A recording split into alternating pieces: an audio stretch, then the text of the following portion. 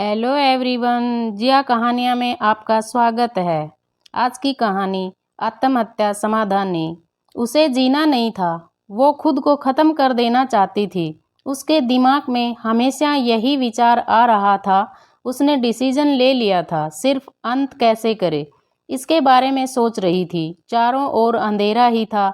अपने ही सोच में मग्न मालती नीचे बैठकर बहुत वक्त तक ऐसे ही बैठे फर्श की तरफ एकटक देख रही थी। पति के धोखेबाजी से मालती अंदर से टूट गई थी। उसके बोले हुए वह शब्द मालती के दिल में घाव कर गए थे। इस बार रमेश ने तो हद पार कर दी थी। अब और जीने का कोई अर्थ ही नहीं बचा था। अब खुद को ख़त्म कर दूं, इसके सिवाय दूसरा विचार उसके मन में नहीं आ रहा था। दोनों बच्चे गहरी नींद में थे। एक नज़र उनकी तरफ देखा, उनके सिर पर प्यार से हाथ फेरा, आंखों में आंसुओं की धारा बहने लगी थी। उसने मन में एक दृढ़ निश्चय किया था। रात के 2 बजे थे, हर तरफ बहुत सन्नाटा था और वह धीरे से उठी और दूसरे रूम में गई। गले में फांसी का फंदा डालने ही वाली थी, तभी कुछ गिरने की आवाज़ आई। मालती का 2 साल का बेटा जोर जोर से रोने लगा। उसी क्षण मालती की 6 साल की बेटी चिल्लाने लगी, मम्मी, छोटू बेड के ऊपर से नीचे गिर गया। तुम कहाँ हो? देखो ना, छोटू कितना रो रहा है। मालती भागकर दूसरे रूम में आई और अपने बेटे को उठाकर अपनी गोद में लिया और अपने सीने से लगा लिया। बेटी रोते हुए बोली, मम्मी, तुम कहाँ चली गई थी? मुझे बहुत डर लग रहा था। तुम हम दोनों को छोड़कर कहीं मत जाओ, मुझे अकेले में बहुत डर लगता है। मालती अपने दोनों बच्चों को पास लेकर जोर से गले लगा लिया और रोने लगी। दोनों बच्चे उसके सीने से लिपट कर सो गए। रोते रोते मालती को कब नींद आ गई उसे पता ही नहीं चला। काम वाली बाई गंगा की आवाज़ से मालती की नींद टूटी। अरे मैडम, आपने बाहर का गेट खुला क्यों छोड़ दिया था? अरे मैडम, क्या हुआ? अभी तक आप सोई हुई हो? तबीयत तो ठीक है ना?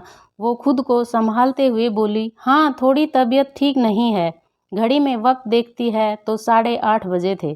आज तुम्हें आने में इतनी देर क्यों हो गई? मैडम, चौथी गली में मेहता जी रहते हैं ना, उनकी बहू ने फांसी लगाकर आत्महत्या कर ली। 2 बच्चे हैं उनकी एक 10 साल की बेटी और 6 साल का बेटा है। यह सुनकर मालती के कलेजे को धक्का लगा। अपनी साड़ी ठीक करके उसने पूछा, कब हुआ? गंगा ने बोला, रात को हुआ मैडम। मैंने ऐसा सुना है कि उसके पति की दूसरी औरत से संबंध थे। कम वक्त अभी तक नहीं आया। अचानक मालती गुस्से से बोली, अच्छा किया, वह आया या नहीं आया उससे क्या फर्क पड़ता है? अब वह थोड़ी ना देखने आने वाली है। ये सुनकर गंगा मालती के कान के पास आई और धीरे से बोली, मैडम, मैं अनपढ़ गंवार हूँ और घर घर में जाकर झाड़ू पोछा करके मेरा पेट भरती हूँ और आप पढ़े लिखे हुए लोग हो। भले ही मैं आपसे उम्र में छोटी हूँ, जीवन का अनुभव आपसे थोड़ा ज़्यादा है। आजकल साहब और आपके बीच जो चल रहा है वह ठीक नहीं है। मुंह बंद था, फिर भी मेरे कान खुले रहते थे। मैं एक औरत हूँ और औरत के दुख मैं भी समझती हूँ। इसलिए मुझे आपको एक बात बतानी है। आत्महत्या यह कोई समस्या का समाधान नहीं हो सकता। जिंदगी में उतार चढ़ाव तो होते ही रहते हैं। इसका मतलब ऐसा नहीं कि आप अपनी जान दे दो। मैडम जी, कभी कभी आदमी अपना रास्ता भटक जाता है, पर अंत में घूमकर अपने ही घर वापस आता है। और जब नहीं आए तो भी क्या फ़र्क पड़ता है? आप किसके लिए मरना चाहती हो? जो आपको प्यार नहीं करता, जिसको आपकी थोड़ी सी भी परवाह नहीं हो, उसके लिए आप जी नहीं सकती। जो आपसे प्यार करते हैं, जिसको आपकी कदर हो, आपके माता पिता जो आपसे बहुत प्यार करते हैं, आपके बच्चे जिनको आपकी ज़रूरत है। गंगा का बोलना सुनकर मालती की आंखों में से आंसू की धारा बहने लगी। मालती गंगा को गले लगाकर रोने लगी। गंगा मालती की पीठ पर से हाथ फेरते हुए सोफे पर बैठाती है और बोलती है, बुरा न मानो तो एक बात बोलूं मैडम, खाली दिमाग शैतान का घर होता है। आप घर में बैठकर फालतू बातों को सोचते हो। मैं आपके घर में काम करने के बाद 9 से 3 इस वक्त स्कूल में झाड़ू लगाने जाती हूँ। वहाँ की प्रिंसिपल मैडम बहुत अच्छी है। आप तो पढ़े हुए हो, अगर आप बोलती हो तो मैं आपके लिए टीचर का काम करने का पूछूं क्या? आपका वक्त भी निकल जाएगा और मन भी लग जाएगा। इस पर मालती चुप बैठी थी। कोई भी जवाब ना मिलने पर गंगा बोली, मैं आपके लिए चाय लेकर आती हूँ। और गंगा काम करने लग जाती है। काम निपटा कर बोलती है, मैडम मैं जाती हूँ। उतने में मालती उससे बोलती है, रुको गंगा, तुम स्कूल में मेरे लिए पूछना, यदि संभव हो तो प्रिंसिपल मैडम का नंबर मुझे लाकर दो।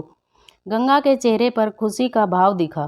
गंगा मालती के पास जाकर बैठी और धीरे से बोली, मैडम मैंने दूसरे रूम में बेड पर स्टूल रखा हुआ देखा था। ऐसा आप कभी भी मत करना। यह आपका घर है। इसे बचाने को आपसे जो हो सके वह कीजिए। बिना लड़े आपने हार मान ली।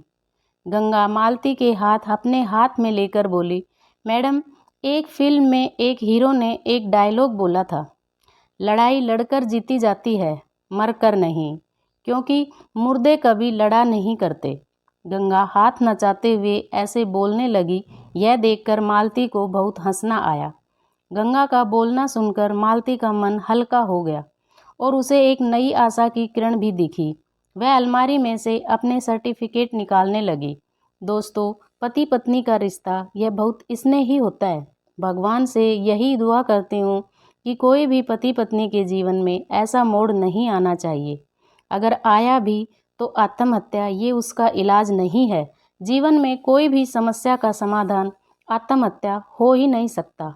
पूरी कहानी पढ़ने के लिए धन्यवाद। दोस्तों, कहानी अच्छी लगी हो तो चैनल को सब्सक्राइब ज़रूर करें। धन्यवाद।